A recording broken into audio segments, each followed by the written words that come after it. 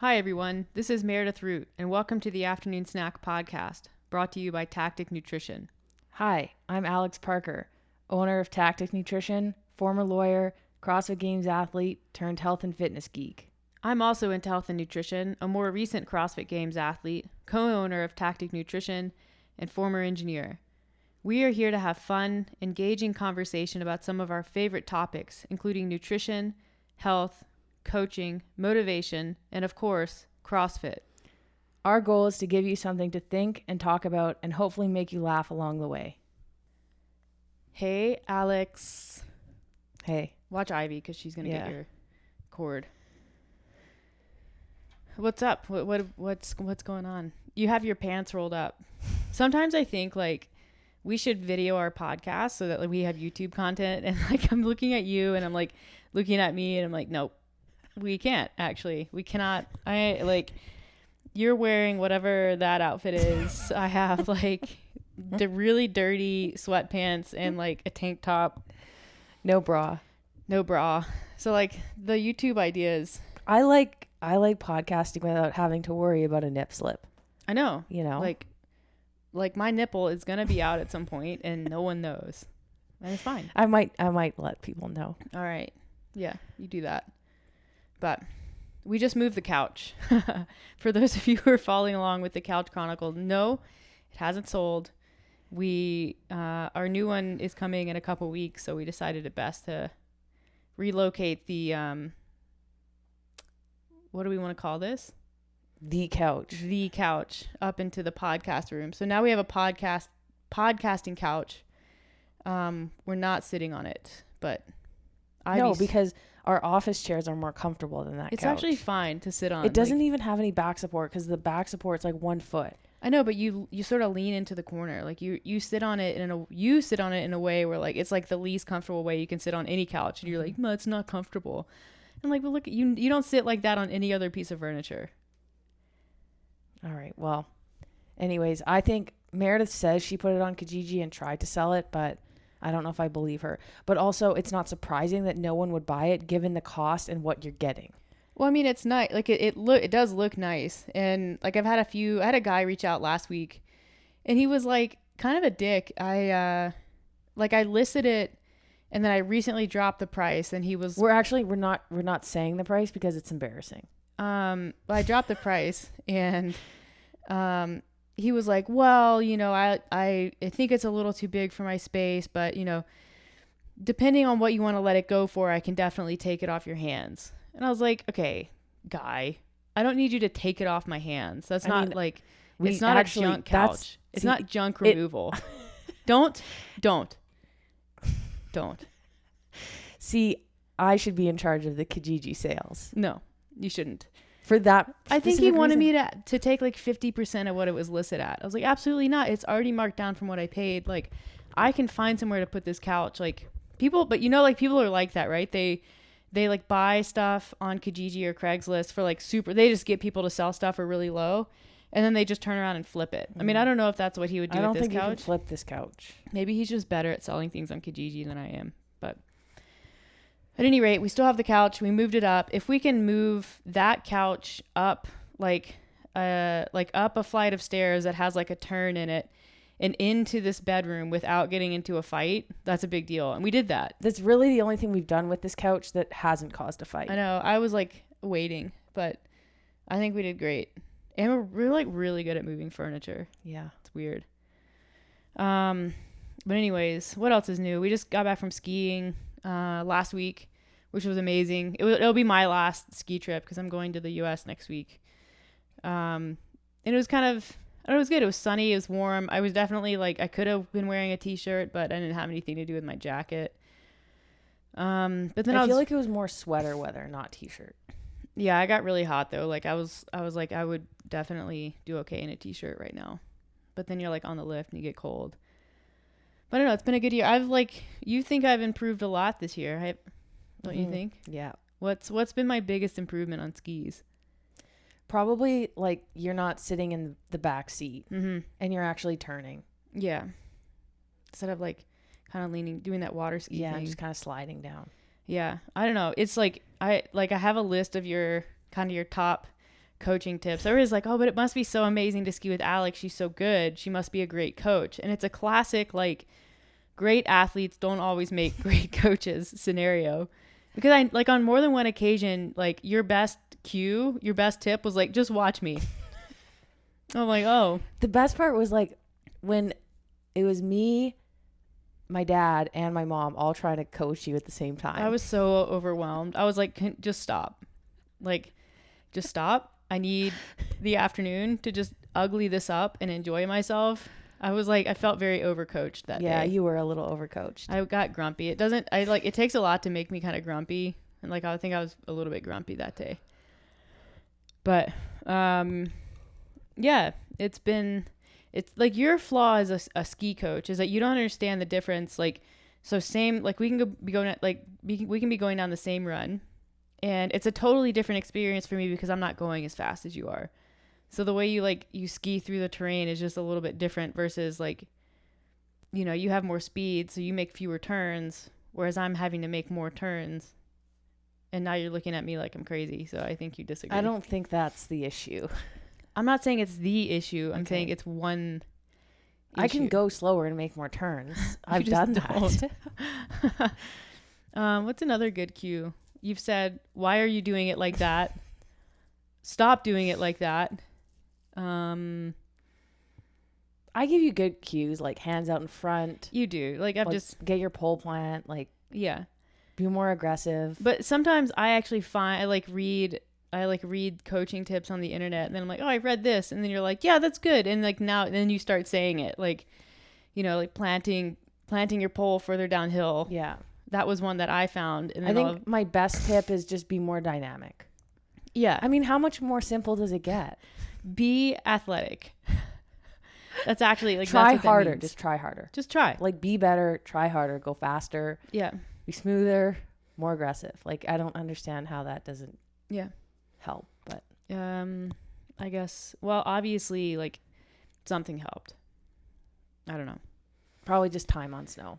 Yeah, I think because we went so Meredith isn't great on the steep stuff, so we took her down the steep run this trip, me and my mom, and we're like, it's Headwall if you're familiar with Sunshine. Yeah, it's like a pretty short steep little run. It's steep. It's like very steep. It's very steep. So Meredith I've never actually seen anybody do this, but she managed to get down the hill only making right turns. Oh, I had to make small left-hand turns. The problem was you didn't really make a left-hand turn. No, I just sort of like started going down and then turned right. Started going down and then turned right. But like in my defense, you were like I skied up to where you were, and then you were like, oh, you should go in over there, and basically pointed backwards and up the hill. And I was like, okay, sweet, thank you. That's so helpful now that I'm pointed the complete wrong direction. So I kind of like just sort of slid backwards, and like in my defense, like when I started to go down, I kind of saw that there's a traversing option. So I can just kind of traverse down the hill instead of going down. So yeah. I did the traversing option, which was fine. It was impressive. Thank you. I lost my pole. This is crazy. So I have these poles. They're Lecky poles, and they let me explain these poles. Meredith, poles are like, it doesn't even matter what kind of poles you have. It literally doesn't matter. And she had to buy the most expensive poles. No, they're not the most expensive poles because they make this pole in a carbon fiber version that is like, but they're still they're double the cost of my poles. They're like special. They're unique. Yeah. And this is somebody who like could barely ski. Well, but the reason why I wanted them was because she also had, I don't know if anybody's ever bought ski poles. Some of them come with like you've told this story before. Like a tip, and she didn't even know to take that off. I didn't notice it was on. Well, the reason why I wanted them is because they have a safety mechanism that detaches the strap. So if you crash, which like I am more likely to do, the pole detaches and you don't tear your shoulder out. So I was like, since I'll be skiing more and like steeper stuff, I'll just get those. It's fine.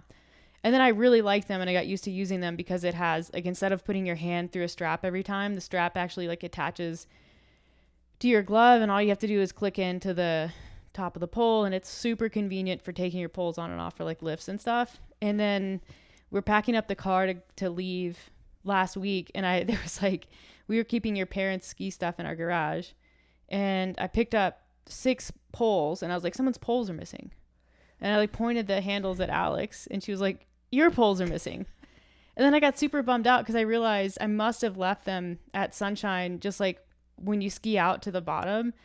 I think we went to the bathroom or something, and I just stuck them in the snow or like put them on the rack beside my skis. And I grabbed my skis, but not my poles, because we were going to the car. We weren't skiing anymore. And I left them. That was like, I don't know, a month ago, 5 weeks. And so I was super bummed out. And so the first day we went out, like last week, I used some old poles that were at your parents', and they were like lime green, too long, and had like the regular straps, which were a real bear to get used to. I haven't used those straps in forever. So I was super bummed out, and like, I don't know if anyone else has this compulsion, but like when I hate losing things. I hate losing things. I have I need to replace things immediately. Like, as soon as I realize something's lost, I need to replace it. I need to get exactly what I lost so I can just put it out of my mind. But I had sort of resigned myself, like, I'll just get cheaper poles with straps. Like, it doesn't matter. And then I went out like throughout the day using those poles from your parents, and I was like, no, I can't. I have to buy those. Like the click-in ones, I like them so much more. And they are like $140. And so I was kind of bummed out. And then like we were going to stop in Banff on the way back. And we were joking on the way up. Alex was like, yeah, you should totally go to Lost and Found and just ask if they have a pair of black and gray Lecky poles from a month ago. And so we were stopping to go to the bathroom. And I was like, you know what? I'm going to go ask. I can't not ask before we leave and before I spend all this money on new poles. So I go to guest services or whatever. And I'm like, yeah, this is going to be a long shot. But I was here like a month ago, and I left a pair of Lecky poles. Do you happen to have any? She's like, oh, let me check. And turns out they have this like super sophisticated inventory of lost and found things. And she's like, well, you know, can you describe them? And I was like, I mean, it was exactly what we were joking about. She's like, what color are they? I was like, I mean, black and gray. She was like, are there any distinguishing features? I was like, they say Lecky. I don't know what model. There's like a small scratch. Yeah, I was like, on the bottom of, and I think this is the funny part. I said on the bottom of the right pole, which they aren't side specific, but I said the bottom of the right pole, there's scratches where I've run my ski edge into the pole. I was like, so you'll see scratches. And she was like, okay, yeah, I'll let him know. Is there anything else? And I was like, I mean, like they don't have straps attached to them. Like, they're like ski poles without straps. She's like, okay. So she like calls down to whoever manages Lost and Found. And she was like, I think they have them. And I was like, no way. She's like, yeah, so just go down to the locker rooms, whatever, knock on the staff only door, and they'll show them to you. And if they're yours, you can take them. And like, sure enough, walk down to the locker rooms, knock on the staff door, and they pull out my Lecky poles, like scotch taped together. I was like, what are the odds? And then you brought him back to the car where I was waiting, and I was like flabbergasted. I know. Like, you think about the number of things that get lost at that hill. The number of people, kids, like just like Gorbs who just can't keep like account of their equipment. Yeah. Excuse me. Are you okay? Yeah. And then like, it's crazy. And then like all over the ski lifts, it's like Sunshine is not responsible for lost or stolen items. Like they're very upfront with the fact that like shit gets lost. So I was blown away. I was actually bummed I didn't do it at the beginning of the day, because then I wouldn't have had to deal with those lime green poles. I know what's crazy though is like before buying a house, $140 seemed like a lot of money. Mm-hmm. But now after buying the house and like buying furniture and like buying certain items, or like even buying a new car, yeah, like $140 like is not much. It still bugs me to spend any kind of money. Yeah. But it's like, it's $100. When something costs less than $200 for the house, I'm like stoked. Yeah. Like the yard guy the other day, when I just walked up, I was like, hey, can you do our yard? Because they were doing the neighbors, and he walked around. And he's like, yep, for like cleanup and power raking, I can do that. And I was like, well, how much? And he's like, $180. And I was like, done. That's nothing. I know. Compared to like the other stuff we have to. Like when we moved in, I was like, oh, sweet, the ice maker doesn't work. That's going to be easy. And then the fridge guy was like, yeah, it'll be like $350. I was like, pardon me? Like, we just bought this house. What do you mean that's $350? Yeah. But it's yeah. one thing after another. I'm sure any house owners out there. We've literally been at Home relate. Depot like every single weekend Yeah. for the past month. And at it's not least. like our house is a fixer-upper. No, it's just like random projects in the gym Yeah. and outside. You need shelves for storage, Yeah. whatever. Are you impressed with my power tool video ability? Yeah. Yeah. I love that we have those. So today we were going to talk about some nutrition stuff, but then we're like, yeah, we're not going to be doing as many podcasts in the next month because Meredith is headed home to visit her family. So we figured we'd do a recap, more of a fun podcast, a recap of quarterfinals and the Open. Well, I didn't do quarterfinals. I know, but I'm like, sure everybody knows. you were still involved to a large degree. Yeah, I was. I was a passenger to that. Yeah. Why don't we start with the Open wrapped up, 3 weeks ago? And then there was a week break, and then quarterfinals was 1 weekend. 5 workouts 1 weekend. Yeah, that was 2 weeks ago. Yeah. So, why don't we start with your CrossFit Open experience? So what was different this year compared to years prior? Well, a couple things. First, I've never taken the Open particularly seriously. I think the most serious I took it, surprisingly, was last year, even though there was not much to gain. Mm-hmm. But I think it was like the Open was a qualifier for so many different sanctional events that I wanted to do the best that I possibly could in order to have my options. Yeah. So I think I repeated every single one last year, which I had never done in the past. I've maybe repeated like one here and there. Mm-hmm. And then this year, because so many people were going to qualify for quarterfinals, I was like, I'm just one and done. So not that much was different. I think the main difference was the fact that I was like in my basement. Yeah. And then also like leading up to the Open, I was convinced I wasn't going to do it. And so you mean last in your minute. basement for like the whole year, or in your basement for the Open workouts? Both. Yeah. And like our basement now is not what our basement used to be. Yeah. Like before we moved. Yeah. It was not as nice. So the first workout was that wall walk one, which was fine. I mean, you got penalized on it. Yeah, that was annoying. I did well enough. So like if you aren't aware, when you don't do your workouts at an affiliate, you have to submit a video with your score, which is significant. Yeah, and like it's public. Anyone can click on it and decide whether it's good or bad. But then like an actual CrossFit employee or whatever they are gets to go in on their own. I don't even know how these people like are, who it is, how they're accredited, and they can penalize you for whatever they want based on what they see. Just one judge, which is stupid because that's like I looked at my video and like there were maybe a couple reps that were like I was simultaneously like moving my hand as my foot touched, but like in real life, like you were judging me, you didn't see that. And like a judge probably wouldn't have caught that. Like things move quickly. But like when you watch something on YouTube, you can slow it down, you can back it up, you can do it. Like I don't know if these people are doing that. Yeah, I mean, I think if you you have to consider the review standard for a video submission is like totally different. So you're taking somebody, and you're taking somebody. So instead of like, let's say you do your workout at an affiliate, you have your score validated. There's no video, and they're like, "Hey, Alex, we want to see your video." And you're like, "All right, guys, here's my video." They're gonna watch it, and they're gonna say, "Does it make sense that the judge at the affiliate validated this score? Is Alex demonstrating that she has the capacity, regardless of if there's a couple of no reps, for this score to have been judged and scored in person?" And they say yes, or they say no.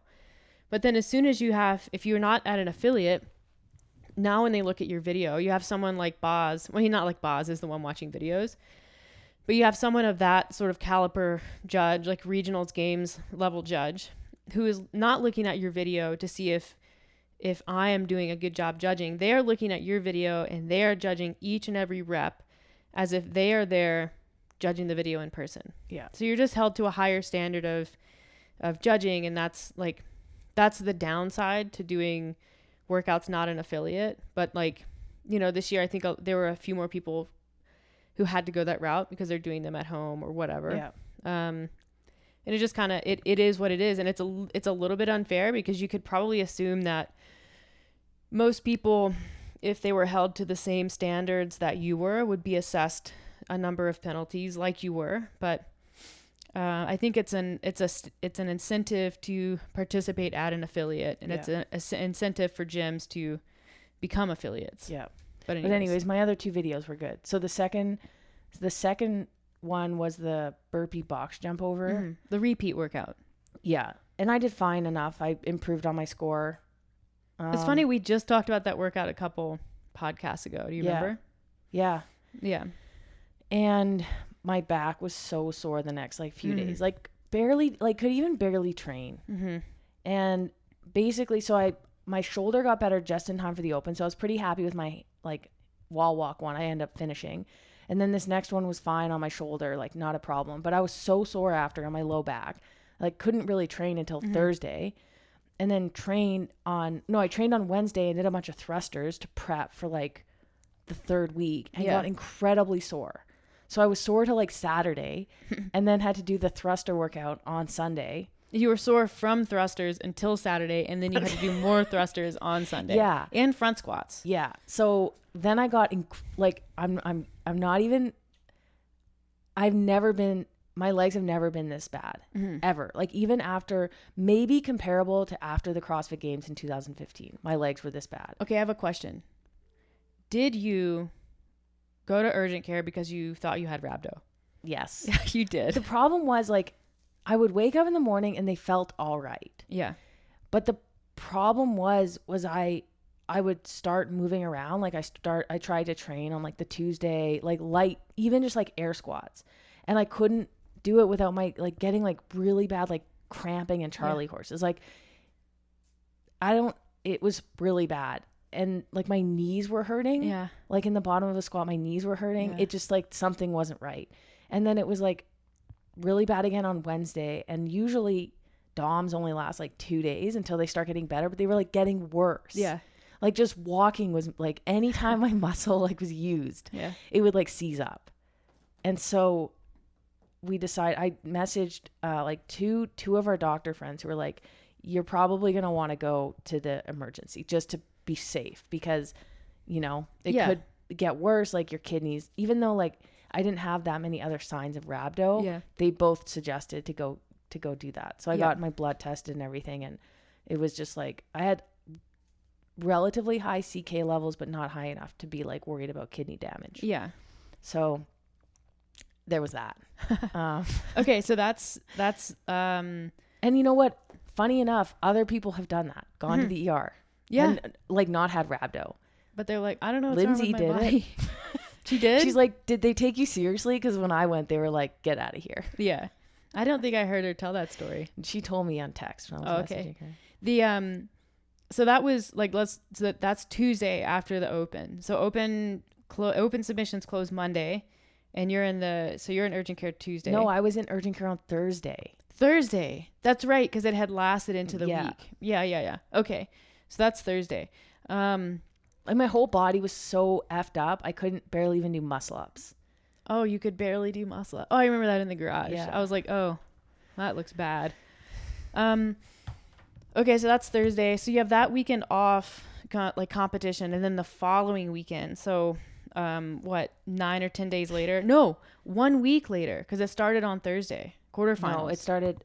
Yeah, right. A week after urgent care. So 1 week after you were in urgent care, you advanced to quarterfinals. Congratulations. Thank you. The format for quarterfinals is all 5 workouts were released on Thursday. And then there's submission windows. So Thursday at noon to Friday at noon, you have to submit workouts 1 and 2. Friday to Saturday, you have to submit workouts 3 and 4. And then the 5th workout you submit on between Saturday and Sunday. Yeah. So that's the format. So you did 1 workout on Thursday. Yeah. So all of the workouts are released on Thursday. So Thursday, so the workout 1 was the double under handstand push-up dumbbell. Yeah. The 2 triplets that were spaced by minute. And then workout 2 was the GHD sit-up pistol rope climb. Workout 3 was wall balls and rowing. Workout 4 was 4 at max front squat. Workout 5 was the snatch burpee box jump over, short kind of sprint couplet. All right. So what order did we go in? So I wanted to do, another thing I think this was a carryover from the dumbbell snatch box jump over. My back got like super, super tight. Like my hips were aching the week. Like it started on Wednesday or Thursday. No, it was Tuesday before the Thursday of the quarterfinals. Yeah. My back like locked up. So I was like, oh no. So I did the event 1 on Thursday night, like 5 p.m. or something. And then did the front squat right after. So like I need to be like very warm for the front squat because my back does not feel good. Yeah. And I ended up squatting 90% of my 1 rep max, which is what It's kind of where you want to be for a 4 rep. Like that's a pretty good 4 rep max. I was happy and pleased with it given the fact that like I didn't feel great. Like I didn't know if I could actually have done any better. And then I went to go and upload event 1, the handstand push-up video. And for this year in the open and quarterfinals, they actually had a floor layout plan. Not the open. Quarterfinals. They did for the open too. You had to be like, remember you had to be 8 feet away. Oh, From the barbell and pull-up bar. Yeah. And there were rules. So if you crossed a certain line, you would get penalized. Like those reps wouldn't count if your foot went over the line because they wanted to separate you from like the wall and the double unders and the dumbbell. Yeah, they don't want people doing like stupid transitions. Yeah, they wanted to make it as fair as possible.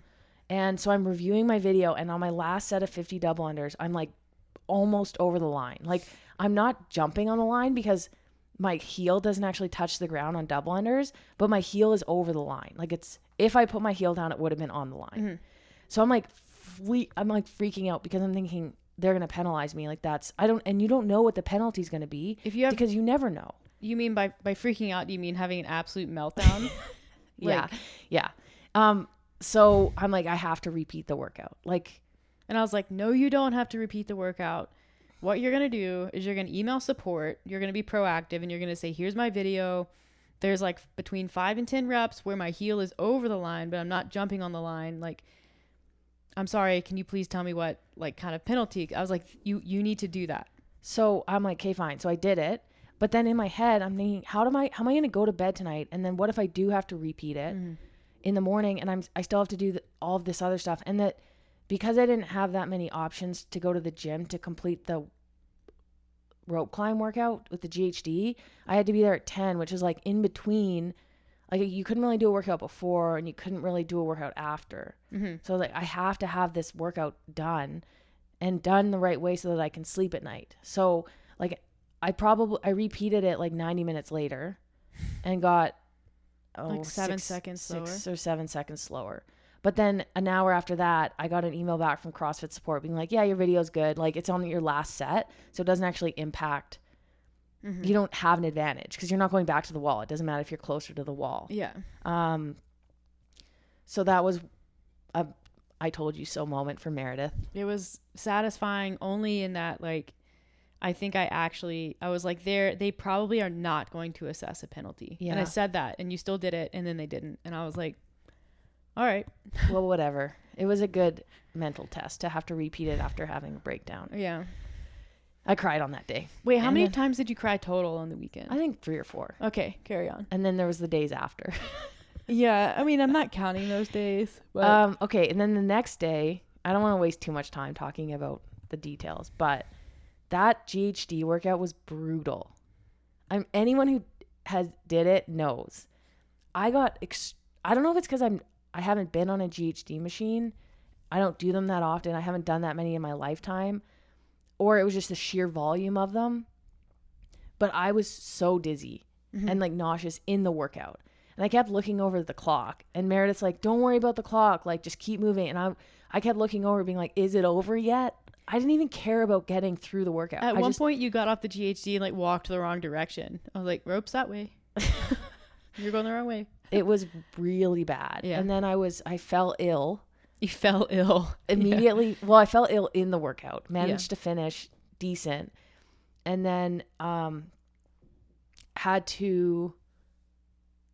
was the second workout. Yeah. So then I had to submit my score, which I couldn't even do because I was dead. Like couldn't even look up without getting super nauseous and dizzy. So I had to do that.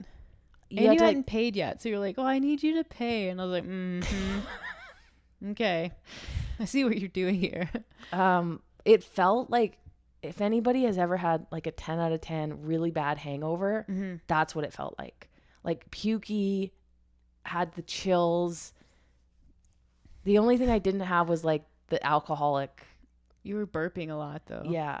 And then you got into bed like I was like, I was okay, also sweating a lot. gross. Why are you in the bed right now? You need to take a shower. I did change. And then I probably didn't recover till about 2 p.m. that day. And I barely ate that day. Even after, I was like, I feel horrible. I think I had some oatmeal and then like a small dinner and was like, I don't know how tomorrow's going to go, but did not follow my own nutrition advice. That's for sure. And then the next day was the wall ball row, which was pretty brutal, but did fine in that. And then after that, I had to submit my front squat and wall ball row, and I was basically out of it. Yeah. Like the standings were released at 2 p.m. my time after the first 4 workouts. Yeah. And the front squat had basically just killed me. I don't know when people got how they lifted. I just kept seeing over and over and over on Instagram, like, I lifted 99% of my 1 rep max for 4 reps. Yeah. What? How are people doing this? Like, is it people were just in like very like competitive environments? Like, I have no clue how anyone got so strong. Here's the thing, like a 300-pound back squat used to be, it still is like impressive. And now people are front squatting like 350 or 250 for 4. Yeah. What? I'm like, so that would mean your 1 rep, based on your 4 rep, your 1 rep would be somewhere in the ballpark of like 275. Yeah. Which is incredible. But the thing is like no one's cleaning that much. No. Like maybe Well, like Niesler and Tia Claire Toomey and Amanda Barnhart. But like beyond that, really, not that many people are cleaning over 230, 240. Yeah. Anyways, the front, I mean, I could talk about the programming. I'll just say this. Like, I don't think it's fair that they have a maximal strength when they have that big of a field. Yeah, there was nothing to counteract it. It's such a fringe event, especially coming from. But from there's people who can't even do like, didn't even make it close to getting like enough rope climbs or handstand push-ups or any of these other movements, but got like top 10 or top 20. Oh, there's people who finished like 5,000th place and they won the front squat. Not to mention the fact that some of the girls who are like putting up crazy top scores for the front squat aren't getting drug tested. Like there's just no, it's just not, it didn't seem fair to me. It didn't seem like a very like fair. And also I'm saying this because I was impacted. I didn't think it was fair to me, but I didn't think it was just a fair programming. They've never had it before in a field that big. And I think there's a reason for it because look what happens. Yeah. And I wasn't the only like decent athlete who got bumped out because of a front squat, which to be honest, isn't even that bad. Yeah. If they had a squat clean that requires actual like technique and something like that, where somebody who could walk off the street who's really strong, has never done CrossFit, could do really well in the front squat. Yeah. So like do like a 6 rep max from the floor. That would be a cool event. Yeah. So like, I don't know. There's a reason why they've never had that. And I think I know why, because it just really F's up the leaderboard. Yeah. But anyways, so then after I discovered that, I had another meltdown because I was like, well, I'm not going to make it to semifinals, which it's like silly because I didn't even know if I wanted to go to semifinals, but I just wanted the option. You want the option to turn and it I down. tried hard. Yeah. So then this was on Saturday night and I was planning to do the 5th workout on Sunday morning, but I was like, you know what? I'm just going to go do this workout and get it over with. So I did it. I got 404, which was good for me, and just put everything to rest. Yeah. But then I still cried the next day. Yeah. I think it's hard as a competitive person when you put yourself out there and you try hard and you just come up a little bit short. Yeah, like sometimes I think I shouldn't have even have done it. Like I shouldn't have done it because like where am I at now? I'm honestly, my body just feels horrible from those weeks. Yeah. But then I'll quote myself here. It's better to try and fail than not to try. You learn, you experience. Yeah. I have a lot of support still, you know? Yeah. And I guess I don't really have anything super motivational to say, but I think deep down I still enjoy like challenging myself and putting myself to the test, even though you are in a like you do put yourself in a very vulnerable position. Yeah. And you're kind of like, Also, I did. what? I ended up doing the pistols like on the wrong side of the line. Yeah. Like I was not in it. I was not paying attention. Like Meredith wasn't helping me as my coach. Well, like it's hard because like a lot of these people who are doing quite well have a coach who's like, you know, they know all of the standards. They're like looking at transition times, like just making sure that everything is optimized. And like I was trying, but also like I'm like that Friday morning before the pistol workout, we're both working. Like, you know, we're doing other things. And so like being your coach and like concerning myself with that type of thing is not my job. And like I didn't really put the effort in to do the best job that I could have, but like it also it's never really mattered.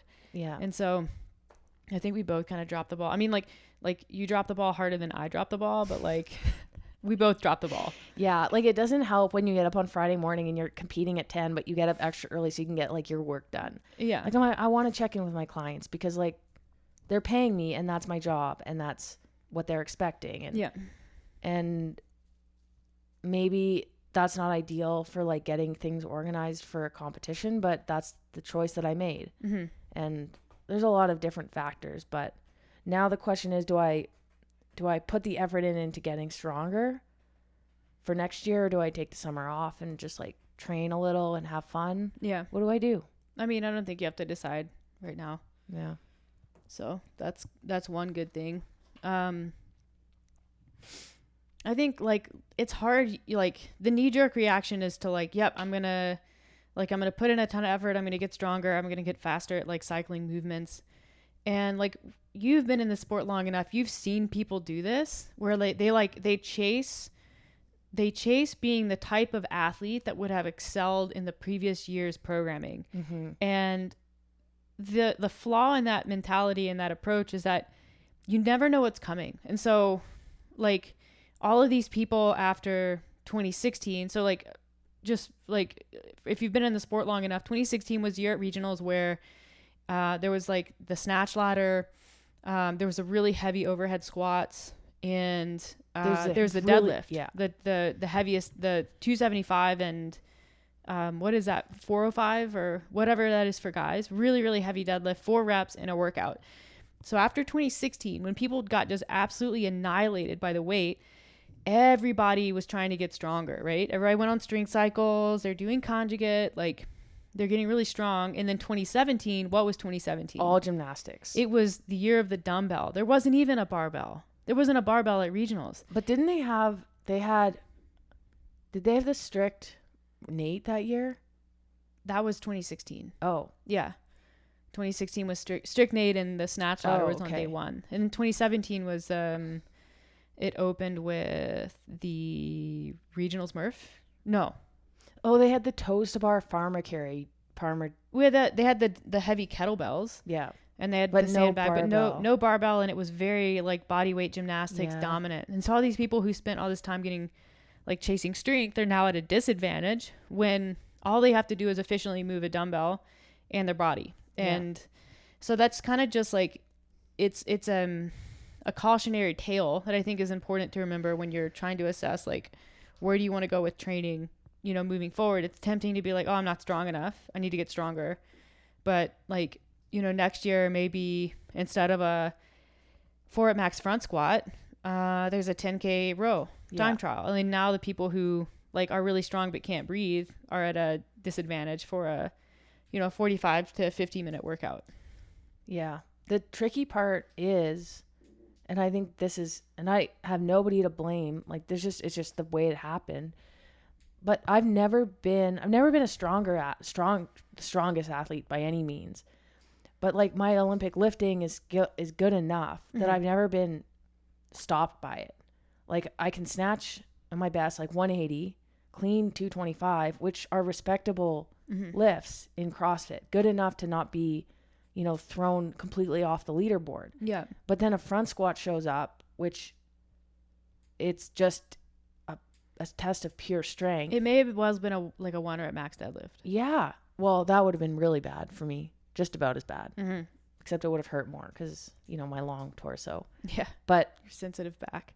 I don't know. It just doesn't make sense that was a test, but Yeah. Well, all that's to say, like, I don't know that like chasing strength is the answer for anybody who didn't do well. Like, but that's what everyone is already doing. mm-hmm. Like, I just see post after post being like, now it's time to get strong. Mm-hmm. Like, now I have to get strong. And I'm like, all right, yeah, probably, but also you make a good point. Yeah, like what and even if you do, what is the one thing that shows up at the games more often than anything else? Running. Mm-hmm. And so you see all these, and I love it. I cherish these moments when you see these athletes who are incredibly strong.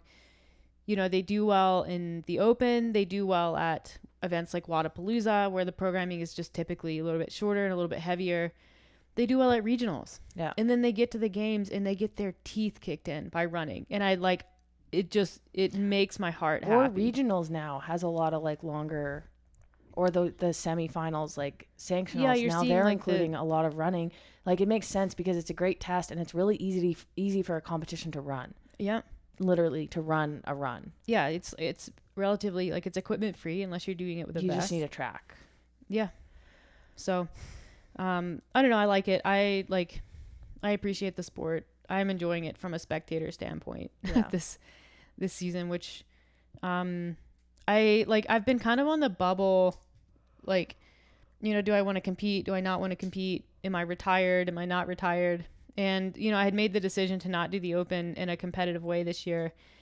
And I don't think it was until the Open actually started where I felt like I could finally breathe a sigh of relief. Like, I'm not doing it this year. There's no pressure. Like, I mean, we've talked about this. I've been hitting numbers in training that are good for me with like lifting and whatnot. And I've been feeling really good. But had I had any pressure at all about either the Open or competitions coming up, like in the back of my head, it would be like, yeah, like it's good for you, but it's, you know, it's still not good. It's still not good compared to people who are strong. It's still not this. It's still not that. Like, you can't fully appreciate what it is that you're doing because you're too busy thinking about what other people are doing when you actually have no idea what other people are doing. Mm-hmm.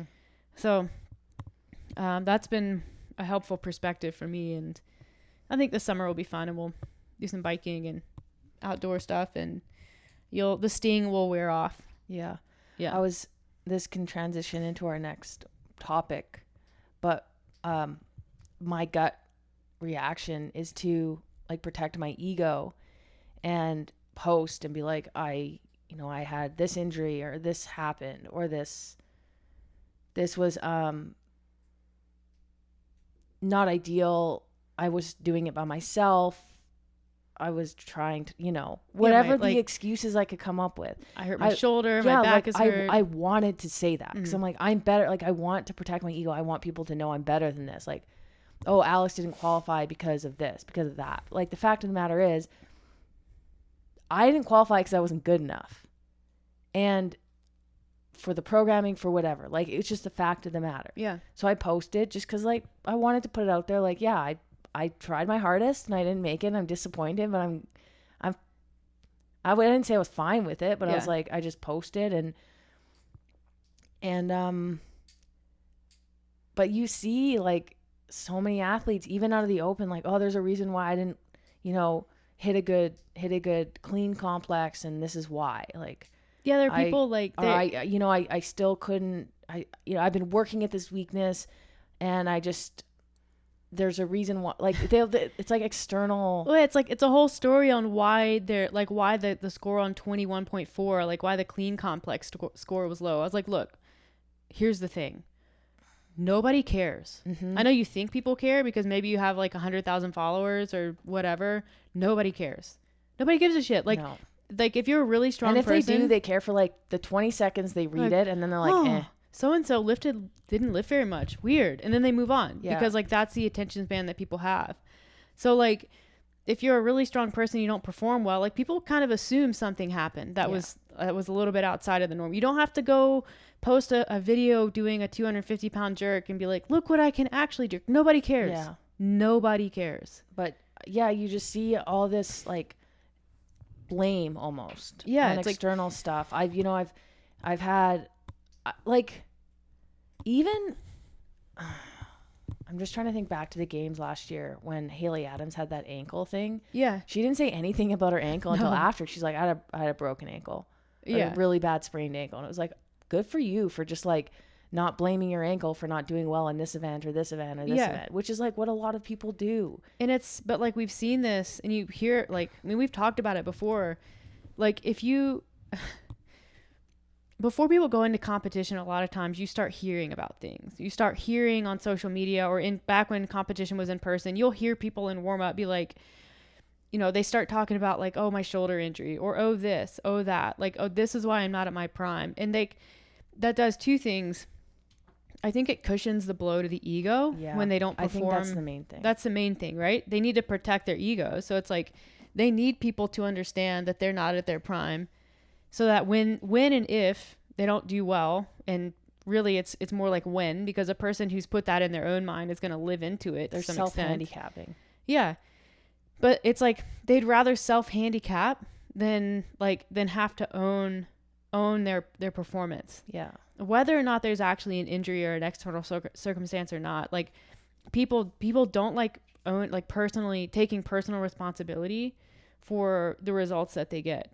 And it's easier to have an excuse locked and loaded, ready to go. When at the end of the day, you can't control it, and you can pretty much assume everybody's got shit. It's just everyone does. Like the people who don't talk about it. Everybody who's elite has an injury. Yeah. Literally, I'm sure everybody has something. Yeah. And like, I don't know. And you just like, you can't let it dominate the performance. Like, own your shit. And we were watching, like, we've been talking about F1 a lot because we watch F1 a lot. But like, you know, we were watching the Italian race today, and when these guys crash, it's not like, you know, the car was this or the car was that. They literally like, they'll go into the gravel or into the wall, and you hear on the radio, and all they say is, sorry guys, my fault. And that's it. Like they own it. And when you think about the level that these guys, they're at the highest level of one of the biggest sports on earth.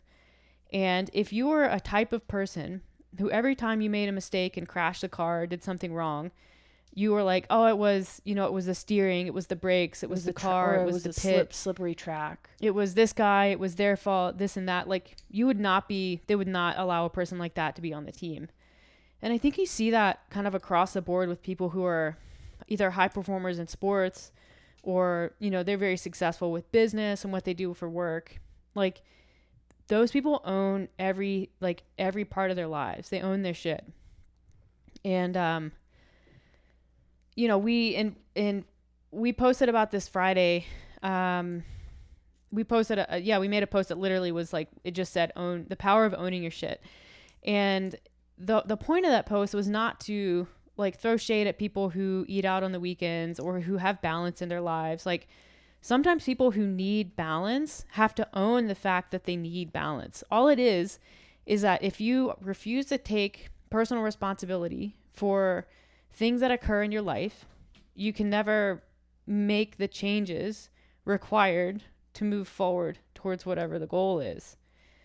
And this, like, someone got really snotty on Instagram. I think that post was pretty well received, and this one girl, who I don't think follows us, like put the post in her story and was like, this is shaming, this is negative, this is the type of language that can't exist, this and that, which like it's promoting imbalance, restriction. Yeah. And I'm like, like you clearly don't follow us, because the majority of our content is about balance, but also like, which allows us to post something that's a little bit more of a targeted post. Hard truth. Yeah. And you know, I'm always for conversation. But I think like taking someone's post and putting it in your story and then like trying to roast it for your own personal gain is like, it's like the lowest form of social media activity. And so like, then I sort of called her out on social media, which I don't think she liked. And then I think she got embarrassed, and then she started to walk back. Like she went back a couple weeks and like pulled out another post and was like, see, this is a post where you're like, you know, you're being body positive. And she put it up in her story, and she's like, you guys need to post more of this and less of that. And I was like, look here, like I would have been happy to have a conversation with you, but like you gave up your rights to have that conversation. Like when you decided to blast us on your social media without providing your point of view. So like, I don't care what you have to say. I don't care if you like our other posts. Why wouldn't she comment? like what most people do. Because if she comments, her followers don't see it. Yeah, I know. Yeah. She was trying to use us as an example, and I'm like, okay, strong move, wrong target. Like, we don't agree with a lot of the stuff on the internet, but we're not calling people out. Yeah. We're just like, hey, if she wants to post about being body positive or the opposite of what we say, then go ahead and post the next morning on whatever you want to say. Yeah. But calling somebody out, it just makes you look bad. I know. And then it looked extra bad that she tried to walk it back. And I think she was trying to be friendly. And I was like, look, like, you are nothing more than a personally biased and self-indulgent internet troll. Yeah. And I don't tolerate the behavior that you just exhibited. So, like, I'm done talking to you. And she really hated that. But the thing is like, owning your shit goes far beyond nutrition. It goes far beyond fitness. Even we were talking like people who are late. Yeah. You see it all the time or hear it from them. Oh, my kids or my dog. There was a train. Not even kids. Like, I don't have kids, so I can't say. I'm sure kids make you late all the time. But like, there was a train, it's just like there's like, we hear it in nutrition. We hear it in life. We hear it from our friends. You hear it from people. Everyone's experiences. Sometimes I say it. Mm-hmm. Sometimes I'm like, you know what? I didn't do well because my shoulder. It makes me feel good. Yeah. But it doesn't. Then I catch myself. It's like. Yeah. Nobody cares. And like, if you just continue to be looking for an external, it's like something to blame. Is that going to make me work harder on my shoulder work? No. Yeah. It's not going to do anything for you. Like, you need to own it, and then you need to move on. Mm-hmm. And it might be an indication that what you think you want is not what you actually want. Yeah. So like, and this is really common in nutrition. You have people who, you know, they're like, well, I want to lean out. I want to have abs. I want this. I want that. I'm like, all right, cool. Like, here's what you have to do in order to move towards those goals. And then, like, instead of doing that, you know, once or twice a week, you're out with friends and, you know, oh, I didn't have food prep. So I got this instead. Or, you know, well, I had friends or family in town and we decided to go have beers and wings or whatever. And it's like, that's fine. That's totally fine. Like, you can actually do all of those things and have a lot of balance in your life. It just might mean that you're not going to progress towards this physical goal that you have. And like, so maybe your actual goal and your actual priority is not like your physique or your fitness or your nutrition, it's socializing. And so you have to figure out, you know, where is the balance that you can live with and what does that mean for you personally? Yeah. And that's all the post was saying. Like, I'm not saying there's anything wrong with doing that. It's like when people outline goals and then they proceed to do the opposite for a substantial amount of the time, like the hard reality is like you're blaming things that you're actually in control of. Yeah. Straight up. Like, you just don't want it bad enough. It's like people who are late, you know, if you were like, all right, person who's constantly late because there's a train or your dog wouldn't take a shit or like this or that, like, I will give you, if you can be on time to work for 2 straight weeks, like, I'll give you this amount of money. Guess what they're going to do? Yeah. They're going to be on time, which means that like you can do it. You just don't want to do it. Yeah. So it's like, it's a matter of priorities and taking a reasonable amount of personal responsibility. Yeah. I think I'm thinking about that in the context of like my experience with CrossFit. And I can say like, oh, you know, I didn't do as well because of work or because, you know, that's not an excuse. That's a choice I made. The people who are beating me in CrossFit are making the choice to not work or to prioritize training, to prioritize their weekend of fitness. Mm-hmm. Not that I didn't to some extent, but maybe they do more so, or they, you know, take more care of their bodies. They actually do cold baths and stuff like that, which I'm like, I'm not doing that. Fucking hate ice baths. But like, I can't sit here and say like, oh, the reason I didn't do well is because of work. Like, yeah, I guess you could say that. But the more thing is to say like, I've made a decision to prioritize work and my business, and that's it clearly to some extent impacting other things in my life. It's not the things that you're doing. Like, you just straight up are not doing things that people are doing. Yeah. But it's like, you know, there's this tendency to compare and say like, oh, if I could, you know, if only I could train more, if only I could recover more, if only I had time for mobility, this and that, if only I could live the life that this athlete is living. But it's like, you don't know what their life is actually like. Like, yeah, maybe they're achieving really high, they're having a lot of success in sport, but like, what are they giving up? Like, they're sacrificing things too. Yeah, like maybe they're sacrificing their relationship. Maybe they're sacrificing their long-term career aspirations. Like, it's impossible to actually understand what people are giving up for the success that they have in sport and life. Like, you know, people, maybe they look at you and they look at me and they're like, oh, I wish I could, you know, I could run a business like they have.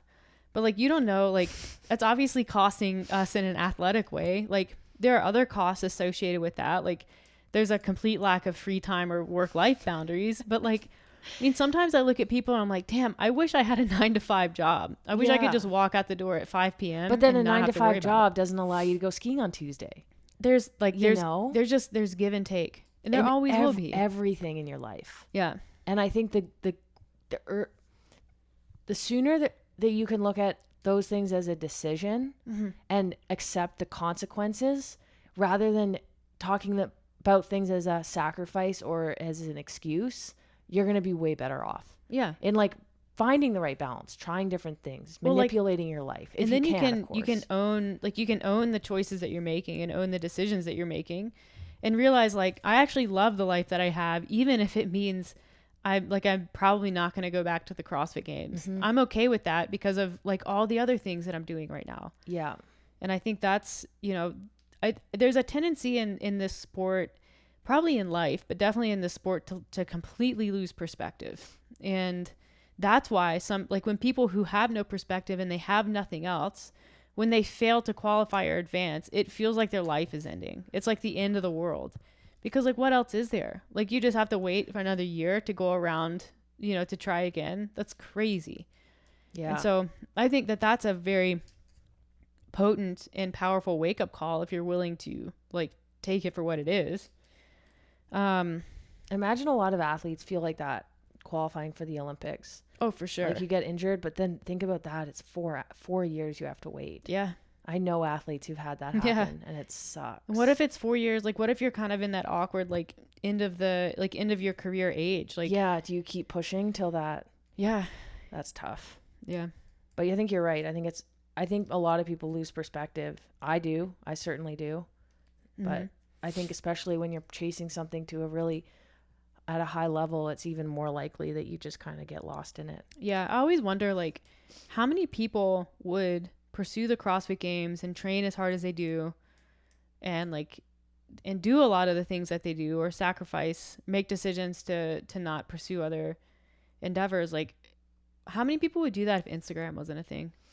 Like, I just want you to imagine. I want you to imagine. I don't think that people Instagram would have the opportunity to do it because how would they make money? Well, I know. And that's a different conversation. Like, professionalism in sport. There is no professionalism in CrossFit. Like, You're not a professional CrossFitter. You're an influencer. You're not carded. You don't get money from CrossFit. You don't have actual endorsements. Your country isn't giving you money. Yeah. You're an influencer, and that career allows you the flexibility to spend a lot of time in the gym. Yeah. And so that's why I'm really curious, not only from an income perspective, but just like, I believe that there's like an extreme amount of narcissism that exists in this sport. And I would be curious to know if there was no way to express that narcissism, how many people would continue to work out as hard as they do? Would that affect the sport? You know what? I don't know if it would. I don't know. That's why I'm asking the question. If you walk into a CrossFit gym or you talk to these athletes and a lot of them really love CrossFit. There's not a lot of CrossFitters who quit competing and don't continue to compete do CrossFit. Oh, I know. Yeah. I think that CrossFit's unique in that like it is so much fun and so many people find it really fun and it's challenging, and no matter where you are in your career or you don't even have a career, just like in your life, you can go and compete at the gym or not compete. Well, like I got into CrossFit before Instagram was a thing. I did CrossFit before I even knew the CrossFit Games was a thing. Yeah. And I loved it. I know. I love just trying to beat the soccer moms. I know. So I think CrossFit would exist.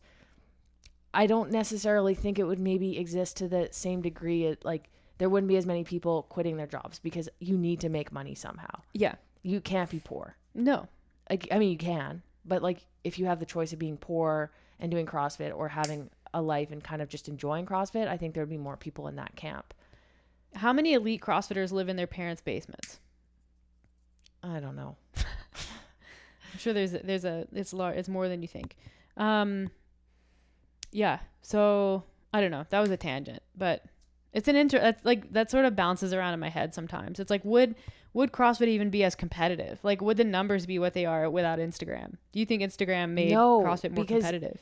yeah, that's what I'm saying is like, if not for Instagram, these people wouldn't be, they would also have jobs, which what we know about having work or other priorities in your life, it takes away from CrossFit. Yeah. These people who are competing at CrossFit, I mean, you look at Matt Fraser, he retired because he's like, my whole life was CrossFit. I didn't have a balance. In order to be as good as I was, everything in my life was taken care of so that I could train. He has a relationship, like, you don't know what that relationship was like. I don't think it was, it was like he was going on vacation and spending time with Sammy, when she wanted to go away. I don't know. It didn't seem like it. Like, his whole life was that. Mm-hmm. And the only reason he's able to do that is because he has sponsorships and endorsements and stuff like that. Yeah. And you see that, like, even at the fringe athletes, they're pushing these elite athletes. Yeah. The fringe athletes are able to take time off because they have a lot of followers, because of like the way they look or how they present themselves on Instagram. Mm-hmm. And I think all of that definitely impacts how the boundaries are being pushed in human performance. It's insane. Yeah. So it's like, there is an argument to be made that like the boundaries in human performance are being pushed by social media. Yeah. And we have another argument. We've talked about this. Maybe we'll touch on it in the future. How the sport is keeping the top athletes at the top. Yeah. And having the endorsements allows them to compete and train, which gives them more endorsements, which gives them more opportunities to compete. It's like this vicious cycle. It's not a vicious cycle for them. It's a vicious cycle from the outsiders looking in. I think if you can't get in, it's like, I'm not good enough to get a sponsorship. I'm not good enough to have a lot of followers because I don't have exposure. So I have to keep my job, which is preventing me from getting good enough to get endorsements. I think if the sport had continued with the qualify from the open and sanctionals model that like 2019, 2020, where you could just get an invite to whatever sanction event you wanted if you were a well-known athlete or had an agent that was could pull really some strings. Bad. Yeah. That was bad. Yeah. That was a bad system. Or like you get an invite based on your previous performance. Yeah. Any previous games athlete can compete. Well, what does that mean for somebody who now has to like do a bunch of qualifiers? That takes away from training as well. Like the whole system. So I think had that continued, you would have seen like it's a popularity contest, and the most popular people are the most successful athletes because they simply get more opportunity. Yeah. But so like, I'm glad that they've walked that back to the more like the regionals based model, even if it's not regionals, even if it's sanctioned events running regional competitions. I think that is a much more fair model for competition, even though like the big names in the sport, even the people who have never qualified for the games, they're going to have more training opportunities. But it does mean when the ball drops and it comes down to it, like everyone has the same opportunity to advance because you have that like the open quarterfinals barrier. Yeah, again, that's one perspective. Like that's one factor that makes it more fair. Yeah. But just like having more time in the day, more time to sleep. Mm-hmm. Like these athletes are getting 10 hours of sleep a night. Yeah.